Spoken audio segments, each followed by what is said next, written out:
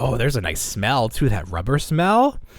That's nice. I'm going to be a little loopy now. Look at that. Blah. So I'm a big fan of these. Major Wrestling Figure Podcast. Big fan. Always been a fan of that show since the beginning. Matt Cardona used to be Zack Ryder in the WWE. I was a big fan of him because he embraced the internet before really anyone else did, and he had a YouTube show, and I was very interested in doing a similar thing, so I always sort of like glommed onto him as a character and a wrestler, so I followed them all the way through. I have a lot of his toys. I have the PowerTown toys that we showed off the other week. Look, these are very nice. So here's something to keep in mind. This was a 2-pack with Brian Myers. It was like $100. So this is like a $50 figure. It comes with a ton of shit, different heads, removable entrance jacket, ton of shit. Okay? Lovely robe. Yes. That's right. The robe is very, that $50 worth it alone right there. So they have their own company. This is another thing I appreciate about them. They make their own toys, a ton of what's called major bendies, which are like those old, I think it was Just Toys that made the bendies, maybe someone else. But, I never liked bendies, so I didn't get into those. I didn't like those. They upped their game in terms of size and quality, and they did what they're calling Big Rubber Guys, which are a spiritual continuation of the LJN action figures, which were these larger rubber, like pre-posed, non-articulate figures, which I have no memory of. Do you remember these toys being in stores at all? I do. Okay. At Geppetto's especially. I mean, I never was into wrestling back then, but then you'd see them. You'd see them a lot. I mean, I grew up on a military base, and I was thinking about it to myself. You'd see them in like bins, and you'd see them at flea markets, just all binned up and dirty. Those LJN figures, the loose ones, they got beat to hell. The loose ones, they got beat to hell because that was the intention, was that they were able to really just rough around and not throw break them at each other. Yeah, run them over with your car. They would not break. People would be riding their bikes over them and like dragging them. They'd come out. They'd be all scraped up. I remember this. Right. And then like if they were cast in a color that wasn't the skin color, that paint would wear away. So you would just have like the base plastic color showing through. But I don't remember them. I think the only thing I had were the thumb wrestlers, which were like the full body but smaller and like kind of hunched over, and they had like a hole in their back. You'd fit your hand in there.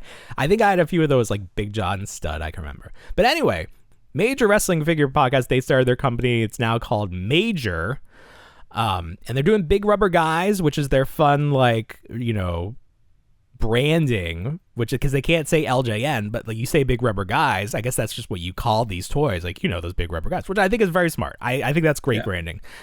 I've not been interested in collecting anything from that, but they did this Matt Cardona figure, and the design is just so toyetic, and it was sculpted by Brian Beatty, who has done so much great stuff, and he's worked in every aspect of toys. Like, he's done cereal prizes, and he's been sculpting for so long, and he does everything digitally now, I think all sculpting is done digitally at this point.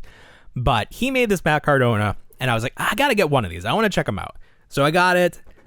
It's very nice. It's very nice. Look at this. This is a very toyetic look. Comes with the belt, comes with the crown.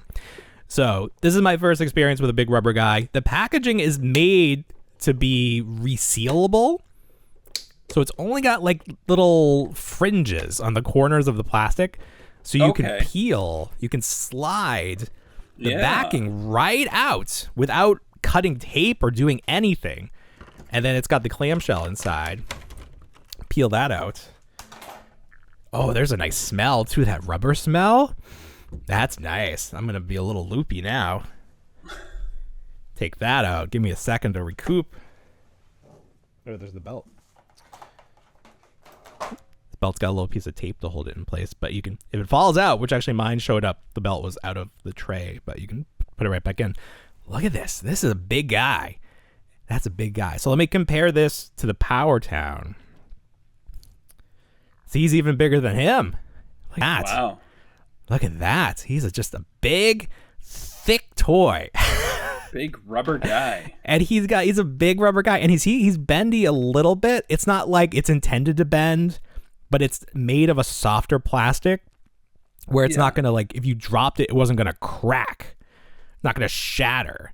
But this is just so well done from design standpoint.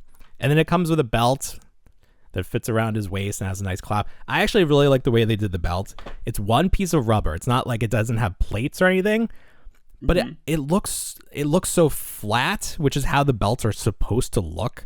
So I'm actually a really big fan of that. And then he comes with a removable crown because he's the deathmatch king. Pop that right on there. Look at that. Blah. So I'm a big fan of these. Now, the downside, how much do you think I paid for this figure? Oh, $45. Very close. It was $55, but it did have free shipping. So okay, it's a little bit of a big chunk of change. And, compare that to the PowerTown, which comes with alternate heads, soft goods, alternate hands. But this is a very unique piece. These, they've done a bunch of them at this point. You got to kind of pick and choose. I don't think, if you're a completist, God bless you, but I'm a big fan of this particular figure and this character, and I just thought this was, if I was going to get one, this was a good one to get. And like with all wrestling toys, they can do repaints, but he keeps saying it would be hard to repaint this because, like, he's not going to wear anything that looks like this, but, like, with alternate colors. Mm-hmm. So I don't really care about it from a collector standpoint. I'm not going to sell it. I just want to have it. So if you want to make a new one, that's fine, but this is such a good figure. So check those out. I think it might still be in stock, but they definitely didn't make a ton. So go get them if you want them. Get them if you want them.